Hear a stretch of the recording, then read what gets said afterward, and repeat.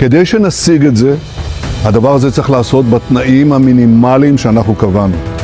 החמאס מניח את נשקו, עזה Israel kini sedang mempersiapkan operasi militer besar-besaran di jalur Gaza. Menurut sumber dari pejabat tinggi di kantor Perdana Menteri, dalam 24 jam terakhir, telah beredar pernyataan bahwa Israel bersiap untuk mengambil kendali penuh atas seluruh wilayah Gaza. Salah satu pejabat bahkan menegaskan bahwa keputusan telah diambil, dan operasi untuk merebut jalur Gaza sepenuhnya akan dilaksanakan dalam waktu dekat. Perdana Menteri Benyamin Netanyahu dijadwalkan menggelar pertemuan keamanan tingkat tinggi untuk membahas kelanjutan aktivitas militer di wilayah tersebut. Operasi ini disebut-sebut telah mendapatkan lampu hijau dari pemerintah Amerika Serikat di bawah Presiden Donald Trump. Sementara itu, sumber dari lingkaran dalam militer Israel menyampaikan bahwa Hamas tidak akan menyerah atau membebaskan para sandera tanpa adanya tekanan militer yang total. Ini mencakup serangan langsung ke pusat-pusat utama yang sebelumnya dihindari oleh IDF karena risiko terhadap para sandera. Perkembangan ini tidak lepas dari meningkatnya tekanan publik dari negara-negara Arab terhadap Hamas. Seruan untuk menghentikan kelompok bersenjata tersebut telah membuka peluang bagi Israel untuk mengambil langkah-langkah yang sebelumnya dianggap terlalu berisiko. Namun, pernyataan balasan dari pihak Hamas menunjukkan bahwa mereka tidak merasa terintimidasi. Salah seorang juru bicara Hamas menegaskan bahwa rencana militer Israel tidak akan mempengaruhi strategi mereka. Di perbatasan utara, situasi juga semakin memanas. Serangan terus terjadi di wilayah Lebanon, di mana Tentara Nasional Lebanon dan komunitas internasional mendesak agar Hizbullah dibubarkan. Namun, kelompok tersebut tetap menolak untuk meningkatkan risiko konflik internal di Lebanon yang dapat menyeret Israel ke dalam pertikaian baru. Di sisi lain, Israel juga dihadapkan pada ancaman dari kelompok Houthi. Sirene serangan udara kembali berbunyi saat rudal balistik ditembakkan ke wilayah Israel. Sementara itu, Iran sedang menghadapi krisis besar, dengan jaringan air dan listrik mengalami kegagalan besar-besaran. Jutaan warga kini hidup tanpa akses terhadap pendingin udara di tengah musim panas yang ekstrim. Pemerintah memperkirakan bahwa dibutuhkan lebih dari $500 juta untuk mulai memperbaiki kerusakan infrastruktur yang ada. Kementerian Pertahanan Israel telah memutuskan untuk mengejar penguasaan penuh atas Gaza dan mengeliminasi Hamas sepenuhnya. Ini termasuk mengesampingkan sementara prioritas terhadap keselamatan para sandera, sebuah keputusan yang berat namun dianggap perlu. Meskipun ada beberapa pihak dalam militer yang menolak strategi baru ini, Kabinet Keamanan Nasional Israel diharapkan dapat menyetujuinya dalam waktu dekat. Pemerintah AS di bawah Presiden Trump juga menunjukkan dukungannya terhadap operasi ini. Trump ingin membuka jalan bagi rekonstruksi Gaza tanpa keterlibatan atau kehadiran Hamas. Operasi militer yang akan datang melibatkan serangan besar-besaran ke wilayah-wilayah yang sebelumnya dihindari. Pasukan IDF diperkirakan akan memasuki wilayah-wilayah kunci di Gaza yang selama ini menjadi pusat kekuatan Hamas. Tekanan dari dunia Arab, yang kini menyerukan penghapusan Hamas, turut memberikan justifikasi bagi langkah militer ini. Di Lebanon, pemerintah telah memulai diskusi mengenai pembubaran Hizbullah. Organisasi itu kini kehilangan dukungan domestik dan menghadapi tekanan dari berbagai negara, termasuk AS, Prancis, dan Arab Saudi. Namun, Hizbullah kemungkinan akan merespons tekanan ini dengan meningkatkan ketegangan militer terhadap Israel, guna mengalihkan perhatian dari krisis internal yang dihadapi Lebanon. Di Iran, tekanan datang dari berbagai sisi. Pemerintah sedang bergulat dengan kegagalan internal yang besar akibat kombinasi panas ekstrim dan rusaknya infrastruktur penting. Penutupan sekolah, universitas, dan kantor pemerintahan telah melumpuhkan sebagian besar aktivitas di negara tersebut. Semua ini terjadi di tengah tekanan internasional akibat kekalahan diplomatik dan militer yang dialami Iran dalam konflik regional. Dalam berita lainnya, pemerintahan Trump mengumumkan bahwa wilayah atau kota yang memboikot perusahaan Israel tidak akan lagi menerima bantuan finansial.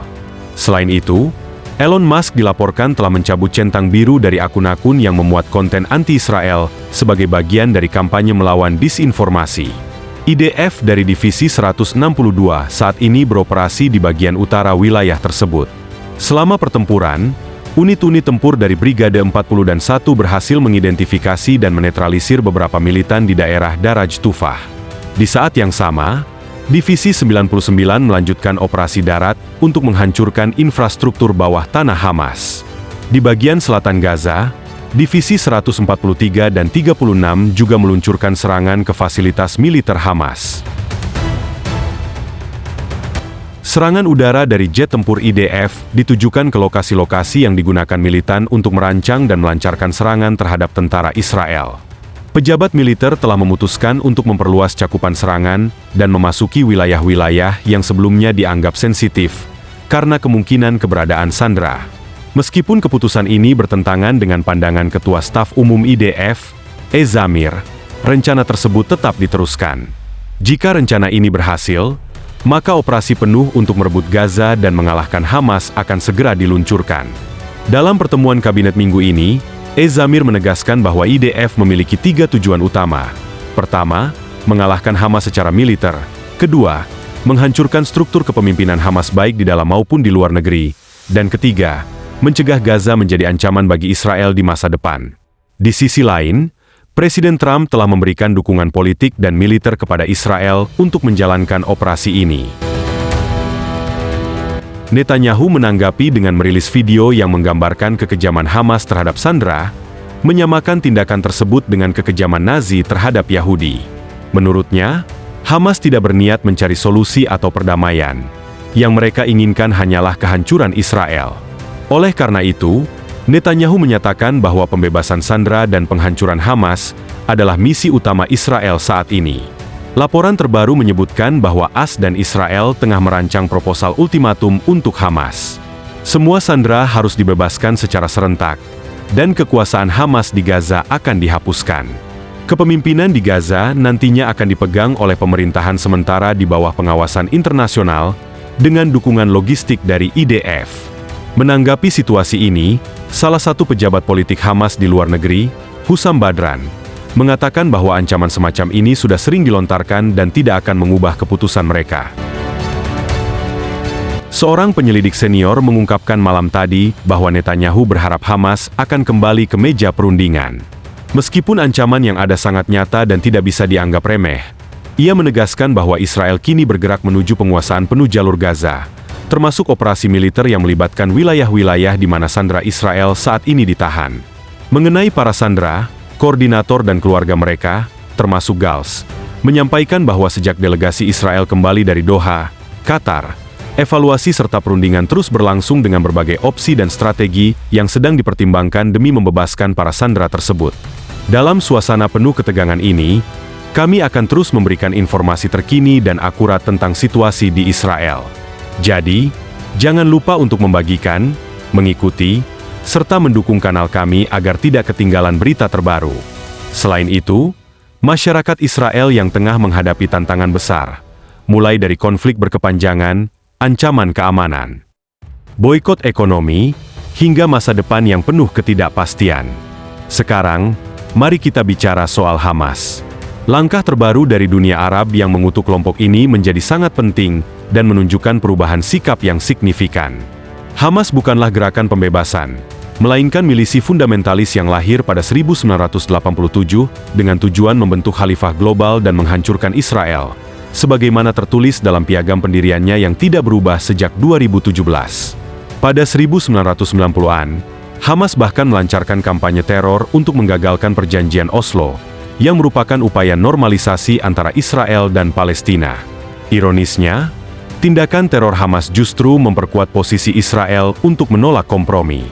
Sejak mengambil alih Gaza pada 2007, Hamas menjadikan wilayah itu sebagai pusat teror dan propaganda, dengan membangun terowongan di bawah sekolah dan rumah sakit, serta menempatkan pangkalan roket di tengah pemukiman sipil. Israel pun mulai kehilangan kesabaran. Namun, upaya putus asa Hamas ini malah memberi mereka narasi yang kuat untuk propaganda, menarik dukungan dari elemen-elemen radikal. Jika Hamas benar-benar peduli pada rakyat Gaza, mereka seharusnya sudah menyerah sejak lama.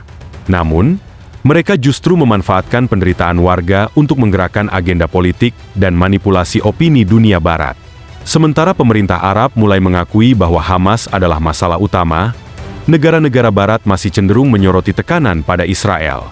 Beberapa di antaranya, seperti Prancis, Arab Saudi, dan Kanada, berencana untuk mengakui pemerintah Palestina dalam sidang umum PBB pada bulan September mendatang.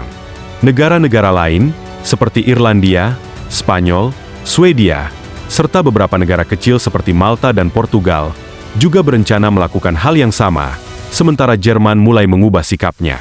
Namun, pengakuan sepihak terhadap negara Palestina di bawah kontrol Hamas akan memberikan kemenangan psikologis besar bagi kelompok tersebut dan memperkuat klaim mereka atas wilayah yang justru memperburuk diskursus Palestina selama bertahun-tahun.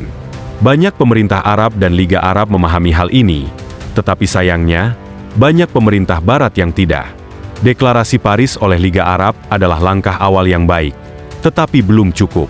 Liga Arab seharusnya bertindak tegas dengan mengadopsi keputusan resmi di Kairo atau Riyadh yang menuntut Hamas untuk mundur dan memberikan perlindungan kepada rakyat Palestina yang terdampak. Bantuan rekonstruksi senilai jutaan dolar harus bergantung pada syarat-syarat tertentu.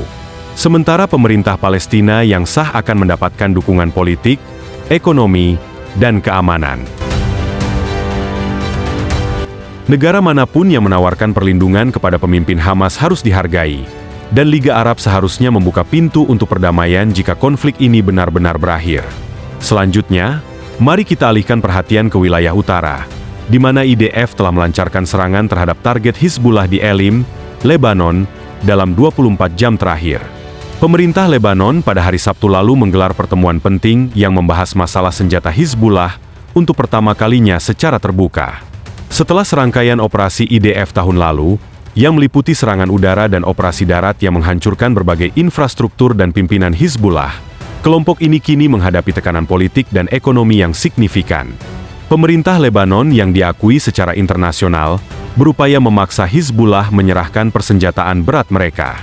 Sementara itu, dukungan masyarakat, bahkan di kalangan komunitas Syiah yang selama ini menjadi basis utama Hizbullah, mulai menurun akibat kegagalan kelompok ini memenuhi janji balas dendam dan pembayaran kompensasi bagi keluarga yang terdampak. Meskipun demikian, Hizbullah tetap berusaha memperkuat logistik dan infrastruktur militernya di Lebanon Selatan. Dalam beberapa minggu terakhir, terjadi tindakan agresif dari IDF yang menggagalkan upaya pembangunan kembali jaringan senjata tersebut. Di sisi keuangan, Lebanon tengah mengalami krisis besar dengan dana yang sangat terbatas. Pemerintah juga menghadapi dilema sulit antara menghapus pengaruh Hizbullah yang bisa memicu konflik internal dan perang saudara, atau terus mempertahankan status quo yang dapat memicu konfrontasi militer dengan Israel yang didukung oleh Amerika Serikat. Situasi ini sangat rumit, karena Hizbullah mungkin akan mencoba mengalihkan tekanan internasional dengan memperbesar konflik terhadap Israel, yang justru bisa menghalangi potensi kerjasama dan pembangunan di wilayah tersebut. Termasuk kemungkinan Lebanon bergabung dengan perjanjian Abraham bersama Israel, sebuah harapan besar bagi stabilitas regional.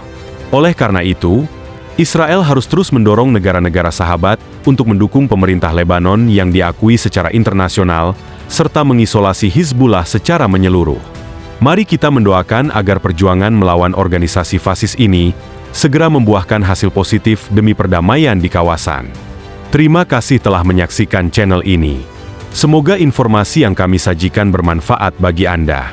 Mari kita doakan agar dunia tetap aman dan damai, serta agar musuh-musuh yang mengganggu dapat segera diatasi. Jangan lupa untuk memberikan like, komentar, serta subscribe dan membagikan video ini jika Anda merasa bermanfaat. Sampai jumpa di video selanjutnya.